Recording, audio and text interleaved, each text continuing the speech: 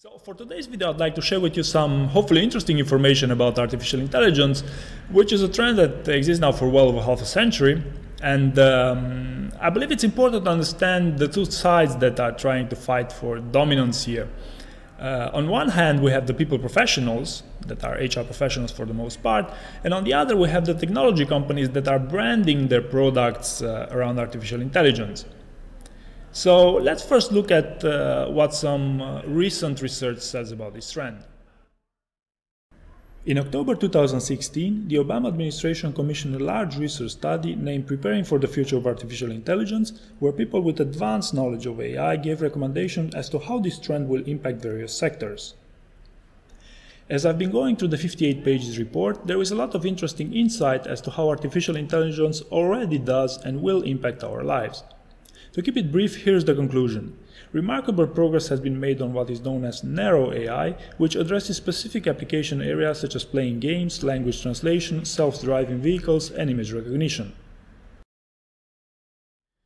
So what this report tells us is what most of us already knew, in the sense that computers are getting smarter by the day. However, what I didn't find in this report is any direct link with the human resource department. In 2017, McKinsey released another report stating that with current technology, just 5% of jobs could eventually be fully automated. And the report develops a bit further on what are the greatest challenges with AI. Many robots designed to replace jobs aren't even using AI, but just automation. And on the same topic of automation, there's another research that claims that within less than 2 decades, it will be cheaper to operate robots in US factories than to hire workers in Africa. And to be fair here, this scenario of reducing operational costs is by far the most plausible that I found with respect to HR.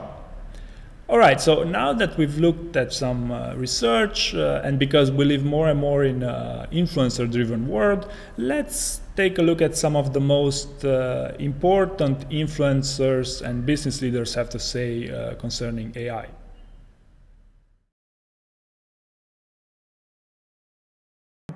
That industry would be tough for me. So we're not all the same. And for me, a job that, I don't know, like for me, the job that would be the hard would be like, I don't know, insurance claims adjuster, something, you know, where I had the same job every day and it didn't change frequently. That would be hard. I'd do it, but and I'd do it at a high quality level, but I wouldn't like it.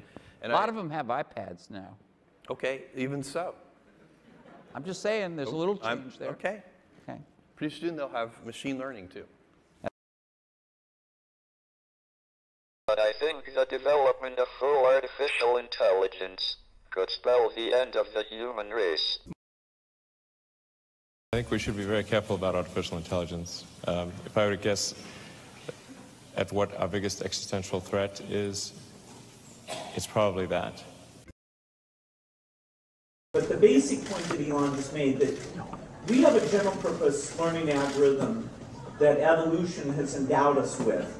And it's running in an extremely slow computer.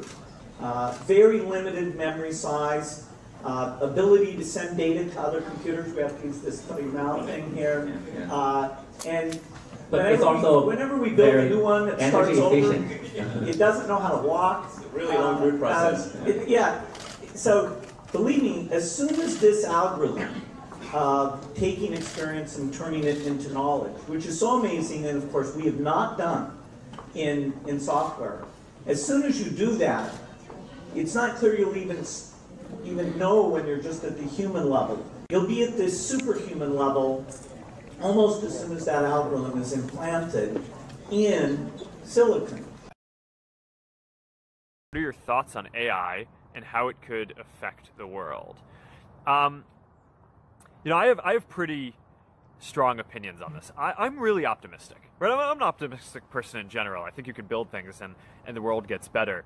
But with AI especially, I'm really optimistic. And I think that people who are naysayers and kind of try to drum up these doomsday scenarios are I don't understand it. I think it's really negative, and in some ways I actually think it's pretty irresponsible.